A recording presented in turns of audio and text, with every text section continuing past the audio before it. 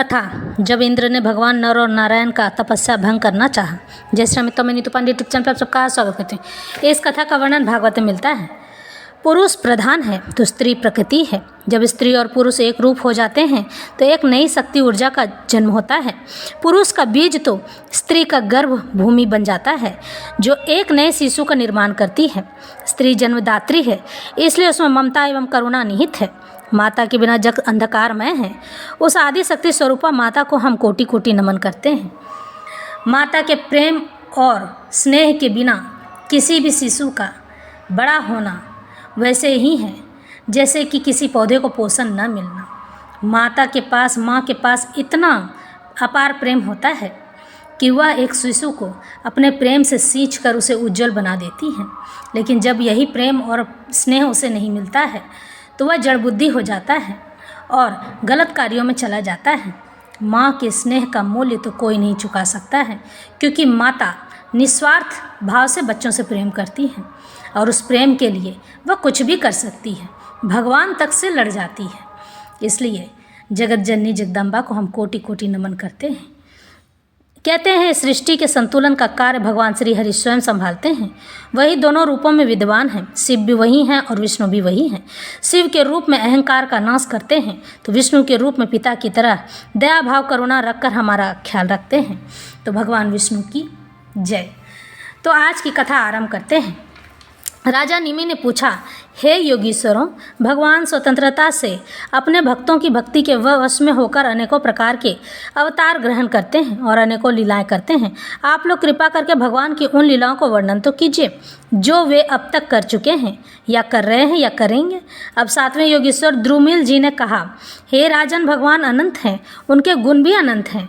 जो यह सोचता है कि मैं उनको गुणों को गिन लूँगा तो वह मूर्ख है, बालक है। यह तो संभव है कि कोई किसी प्रकार पृथ्वी के धूलि कणों को गिन ले, परंतु समस्त शक्तियों के आश्रय भगवान के अनंत गुणों का कोई भी किसी भी प्रकार से पार नहीं पा सकता है।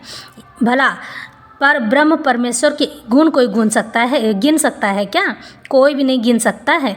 हम तो उन्हें पूर्ण रूप से देख भी नहीं सकते हैं, गिनना तो बहुत दूर की बात है। भगवान ने पृथ्वी, जल, अग्नि, वायु, आकाश, इन 5 भूतों की अपने आप में सृष्टि है।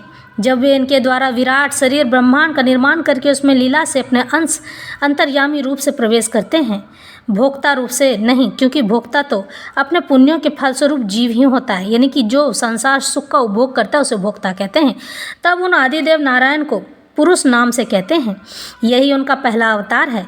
उन्हीं के इस विराट ब्रह्मांड शरीर में तीनों लोक स्थित है और इस पूरे ब्रह्मांड में भी मात्र एक ही पुरुष है, बाकी सब में स्त्रीत्व तो निहित है।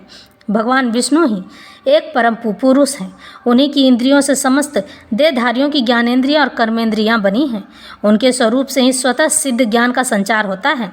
उनके श्वास प्रश्वास से सब शरीर में बल आता है तथा इंद्रियों में ओज, इंद्रियों की शक्ति और कर्म करने की शक्ति प्राप्त होती है। यानी कि सत्व आदि गुणों से संसार की स्थिति, उत्पत्ति और प्रलय होते हैं। इस विराट शरीर के जो शरीरी हैं वे ही आदिकर्ता नारायण हैं।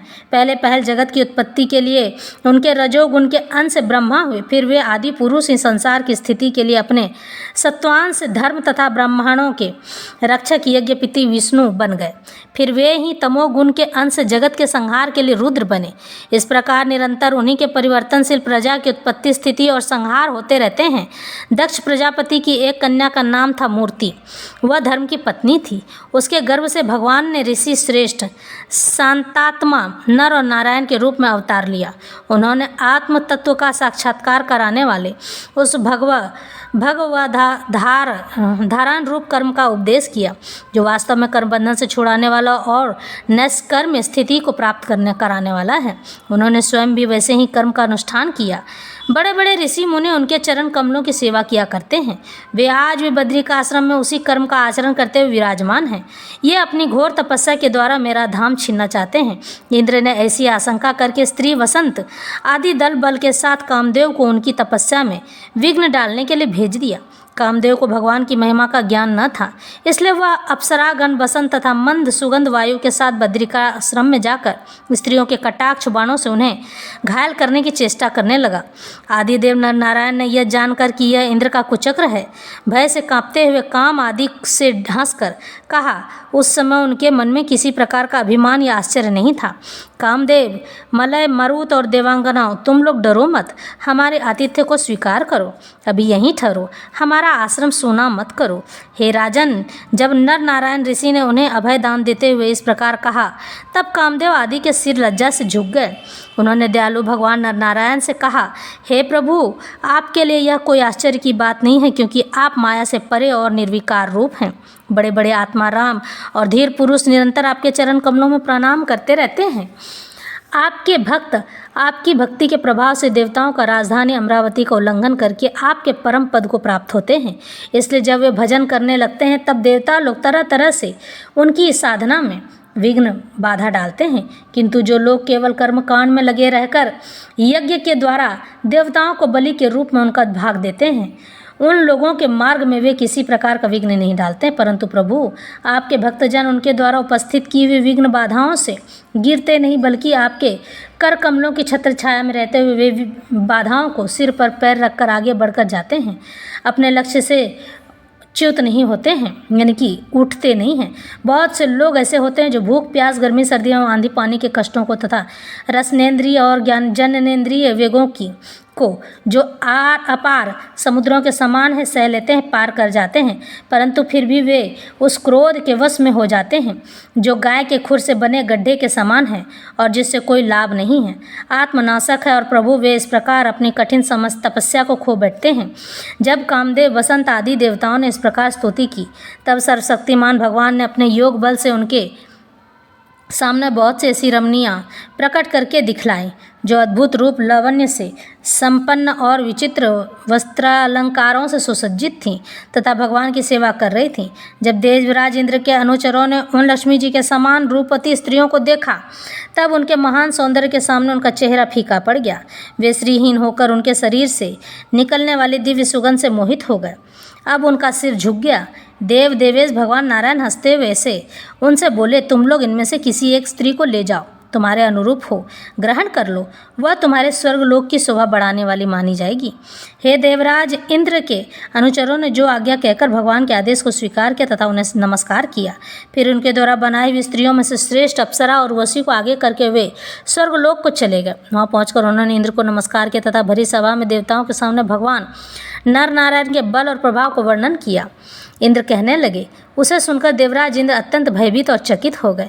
भगवान विष्णु ने अपने स्वरूप में एक रस स्थित रहते हुए भी संपूर्ण जगत के कल्याण के लिए बहुत से कला अवतार ग्रहण किए हैं। विदेहराज, हंस, दत्तात्रेय, सनक, सनंदन, सनातन, सनत कुमार और हमारे पिता ऋषभ के रूप में अवतीर्ण होकर उन्होंने आत्म साक्षात्कार के साधनों को उपदेश किया है। उन्होंने ही हयग्रीव अवतार लेकर मधु कैटभ नामक असुरों का संहार करके उन लोगों के द्वारा चुराए हुए वेदों का उद्धार किया है। प्रलय के समय मत्स्य अवतार लेकर उन्होंने भावी मनु, सत्यव्रत, पृथ्वी और औषधियों की, धन्यादि की रक्षा की और वारा अवतार ग्रहण करके पृथ्वी का रसातल से उद्धार करते समय हिरण्याक्ष का संहार किया। कूर्मा अवतार ग्रहण करके उन्हीं भगवान ने अमृत मंथन का कार्य संपन्न करने के लिए उन्होंने पीठ पर मंदराचल धारण किया और उन्हीं भगवान विष्णु ने अपने शरणागत एवं आर्त भक्त गजेंद्र को ग्राह से छुड़ाया। एक बार वालखिल ऋषि तपस्या करते करते अत्यंत दुर्बल हो गए थे। वे जब कश्यप ऋषि के लिए समिधा ला रहे थे तो थक कर गाय के खुर से बने हुए गड्ढे में गिर पड़े, मानो समुद्र में गिर गए हों। उन्होंने जब स्तुति की तब भगवान ने अवतार लेकर उनका उद्धार किया। वृत्तासुर को मारने के कारण जब इंद्र को ब्रह्म हत्या लगी तो वे उसके भय से भागकर छिप गए। तब भगवान ने उस हत्या से इंद्र की रक्षा की और जब असुरों ने अनाथ देवांगनाओं को बंदी बना लिया तब भी भगवान ने उन्हें असुरों के चंगुल से छुड़ाया था। जब हिरण्यकश्यपु के कारण प्रहलाद अति संत पुरुषों को भय पहुंचने लगा तब उनको निर्भय करने के लिए भगवान ने नरसिंह अवतार ग्रहण किया और हिरण्यकश्यपु को मार डाला था। उन्होंने देवताओं की रक्षा के लिए देवासुर संग्राम में दैत्य पतियों का वध किया और विभिन्न मनमंत्रों में अपनी शक्ति से अनेकों कला अवतार धारण करके त्रिभुवन की रक्षा की। फिर वामन अवतार ग्रहण करके उन्होंने याचना के बह से बहाने से इस पृथ्वी को दैत्यराज बलि ने छीन लिया और अदिति नंदन देवताओं को दे दिया। परशुराम अवतार ग्रहण करके उन्होंने ही पृथ्वी को 21 बार क्षत्रियहीन किया था। परशुराम जी तो है वंश का प्रलय करने के लिए मानव भृगु वंश में अग्नि रूप में ही अवतीर्ण हुए थे। उन्हीं भगवान ने राम अवतार में समुद्र तल पर पुल बांधा एवं रावण और उसकी राजधानी लंका को मटियामेट कर दिया। उनकी कीर्ति समस्त लोगों के मल को नष्ट करने वाली है। सीतापति भगवान सदा सर्वदा हमेशा ही सर्वत्र विजयी रहे हैं। हे राजन, अजन्मा होने पर भी पृथ्वी का भार उतारने के लिए वे ही भगवान यदुवंश में जन्म लेंगे और ऐसे ऐसे कार्य करेंगे जिन्हें बड़े बड़े देवता भी नहीं कर सकते हैं।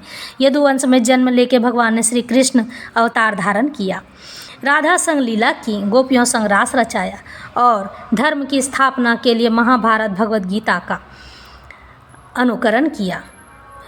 अर्जुन को गीता का उपदेश दिया ताकि जन कल्याण का यह भागीदार बन सके, लोगों तक यह बात पहुंच सके कि उनका तो कुछ भी नहीं है, जो कुछ है परमेश्वर का है, सब माया से चलता है। चाहे भगवान ही बुद्धि के रूप में प्रकट हों और यज्ञ के अनाधिकारियों को यज्ञ करते देखकर अनेक प्रकार के तर्क वितर्कों में मोहित लेंगे। कलयुग के अंत में कल की अवतार लेकर वे ही शूद्र राजाओं का वध करेंगे। हे महाभाव विदेहराज, भगवान की कीर्ति अनंत है। महात्माओं ने जगतपति भगवान के ऐसे ऐसे अनेकों जन्म और कर्मों का प्रचुरता से गान भी किया है। तो इस तरह से भगवान की लीला का यह कथा संपन्न होता है।